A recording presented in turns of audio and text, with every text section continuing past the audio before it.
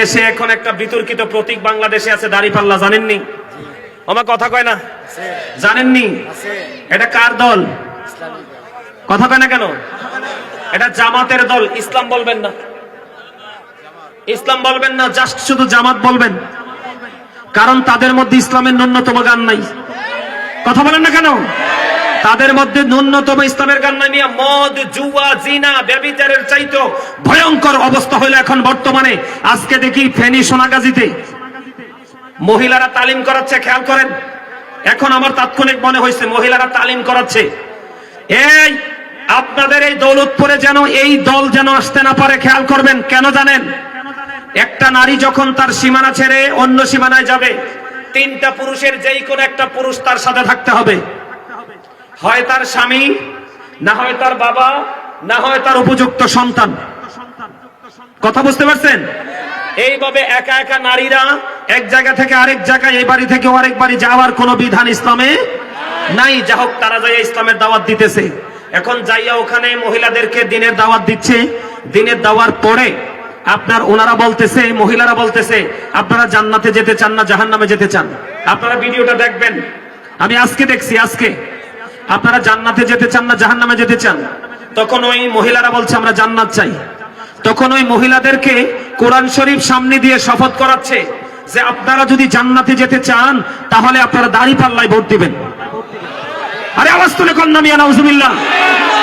আপনি রাজনীতি করবেন, করেন, জামাত করেন, বিএনপি করেন, আওয়ামী লীগ করেন, জাতীয় পার্টি করেন, যার যেই দল ভাল লাগে আপনি করেন, কিন্তু মানুষের ঈমান, আপনাদের ইসলাম নিয়ে খেলার অধিকার তো আপনাকে কেউ দেয় নাই।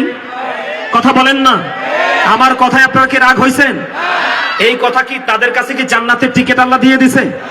কথা বলেন, দিয়ে দিছে? সিরাজগঞ্জে দেখলাম এক ভদ্রলোক বলতেছে, এও জামাতের লোক, এমপি পদপ্রার্থী, সম্ভবত মুরব্বী, আমি বুঝি না এদের কি হয়েছে। এরা বলতেছে যে আপনি যদি দাড়িপাল্লাকে সাপোর্ট না করেন তাহলে আপনার ওয়াজ শোনার কোনো অধিকার নাই, আপনি মাহফিলে আসবেন না। কি অদ্ভুত আচরণ! এগুলো বিশ্বাস করলে মান থাকবে? কয়দিন আগে ফেনীতে মারামারি হয়েছে, ফেনীতে মারামারি হয়েছে। এক ভদ্রলোক বলতেছে ও জামাতের, ওই ভদ্রলোক বলতেছে মসজিদে যদি কি করা না যায়, মসজিদে যদি রাজনীতির আলাপ করা না যায়, মসজিদে আজান চলবে না, কোরআন তেলাওয়াত চলবে না। নাউজুবিল্লাহ বলেন। সম্মানিত উপস্থিতি, আমি গতকালকের ওয়াজে মসজিদ নিয়ে আলোচনা করেছি। এদিক তাকান।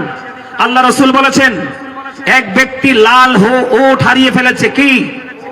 এক ব্যক্তি লাল ওট হারিয়ে ফেলেছে। নবীজি নামাজরত অবস্থায় এক ব্যক্তি মসজিদে এসে ডেকে ডেকে বলছে, তোমরা কেউ কি আমার লাল ওটটা দেখেছো? তখন রাসূল নামাজ শেষ করে বলে দিলেন, তোমরা সবাই তার জন্য দোয়া করো, সে যেন তার লাল ওটটা খুঁজে না পায়। তার কারণ কি? কারণ তার লাল ওটের তালাশ করার জন্য মসজিদ বানানো হয় নাই, মসজিদ বানানো হয়েছে আল্লাহর জিকির করার জন্য। ঠিক কিনা বলেন? আর জোরে বলেন। সম্মানিত উপস্থিতি, ইয়া রাসূলুল্লাহ, আমার এখানে আপনারা জামাতের ভাইরা থাকতে পারেন, আমি আপনাদেরকে হাত জোর করে বিনীতভাবে বলছি, আপনি রাজনীতি করবেন, আপনি রাজনীতির ধারায় থেকে রাজনীতি করেন। ঠিক কিনা বলেন? কিন্তু ইসলাম নিয়ে, মুসলমানের ঈমান নিয়ে কি করতে পারবেন না। আমাকে প্রশ্ন করা হয়েছে, হুজুর আপনার হা না ভোট নিয়ে আপনার কি মন্তব্য? আমাকে বলা হয়েছে বাংলাদেশে গণভোট হবে, হা না হবে। হা না ভোট নিয়ে আপনার কি মন্তব্য? আমি হা না ভোটের পক্ষে নই। কেন হা না ভোটের পক্ষে নই আমি আপনাকে বলি। আপনি যদি হায়ের পক্ষে দেন তাহলে তারা সংস্কার করবে। কথা বলেন। আর যদি আপনি নায়ের পক্ষে দেন তাহলে তারা কি করবে? সনদ বাতিল হয়ে যাবে। কেন আমি হা না ভোটের পক্ষে নাই আমি বলি, এটা আপনাদের জেনে রাখা দরকার। সম্মানিত উপস্থিতি, আমাদেরকে বলবে আমরা মূর্খ, আমরা বুঝি না। এই দেশ আপনার না, শুধু আমাদের সবার। ঠিক কিনা বলেন? এই দেশে যত শ্রেণীর মানুষ আছে সবারই বাংলাদেশ। ঠিক কিনা বলেন? এই মহান মুক্তিযুদ্ধের মাধ্যমে আমরা বাংলাদেশ পেয়েছি। ঠিক কিনা বলেন? এই দেশ আমার আপনার সবার, দেশকে নিয়ে ভাবার দরকার সবার আছে। তার কারণ হলো I love my country and countries people. আমি আমার দেশ এবং দেশের মানুষকে ভালোবাসি, এটা আমার প্রেম। ঠিক কিনা বলেন? সম্মানিত উপস্থিতি, আমার দিকে তাকান। এই শেখ হাসিনা নামার পরে বাংলাদেশে অসংখ্য মাজার ভাঙ্গা হয়েছে। যারা আজকে হা না ভোট নিয়ে, যারা আজকে হা না ভোট নিয়ে মাঠের মধ্যে তুরজুর চালাচ্ছে, তারা একটা মানুষও কিন্তু মাজারের পক্ষে কথা বলে নাই।